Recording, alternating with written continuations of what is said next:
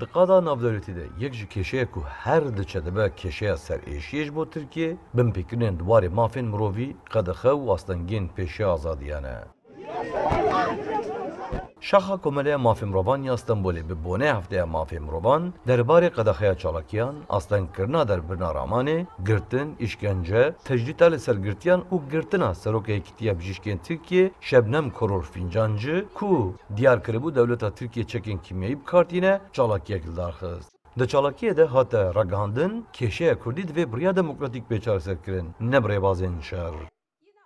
İşkencenin, Türkiye'de kötü muamelenin Li dijî rêxistinên jinan, aktivîstên mafên mirovan her diçe zilma polîsan zêdetir dibe. Derbirina azadiyan û her cure pêkanîna çalakiyan têne qedexekirin. Di sala 2022 de li gorî serdema rewşa avarte, cewsandina li ser medya û parastvanên mafên mirovan 10 qat zêdetir bûye û ev yek rê li ber metirsiyan vedike. Kêşeya Kurdî yek ji kêşeyên mezintir e li ber demokratîk bûyîna Tirkiye. Hê jî şer û pevçûn berdewam dikin. Em wekî aktivîstên mafên mirovan dixwazin kêşeya Kurdî bêçareserkirin, lê nebişer bi rêya rêbazên demokratîk. hem ölümlerle alakalı.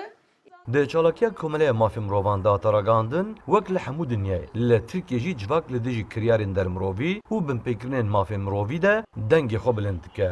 Lê Tirkiye guhê xwe li daxwazên çareseriya kêşeyên civakê digire û biriya zordestiyê hewl dide her kesî bixe bin kontrola xwe.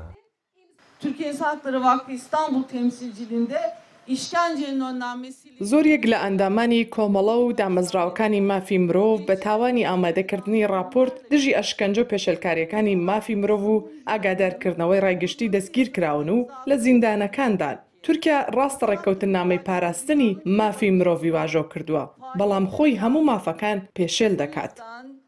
onların bu faaliyetler Li gorî raporta Wakfa Mafê Mirovan ya Tirkiye di sala 2022 de destata Tirkiye temamî destê xwe ji referansa mafên mirovan kişandiye û zor daye polîtikeyên ewlehiyê û vê yekê kiriye ku asta binpêkirina mafê mirovan bi taybet jî di rêbaza çareseriya kêşeya Kurdî de bigîje asteyeke metirsîdar. Di raportê de hatiye destnîşankirin ku li Sûriyê û Herêma Kurdistanê di encama operasyonên leşkerî yên di sala 2022 de 85 hêzên ewlehiyê, 20 leşker, 188 şervan û 24 medenî jî di navê de bi giştî 317 kesan canê xwe ji dest daye.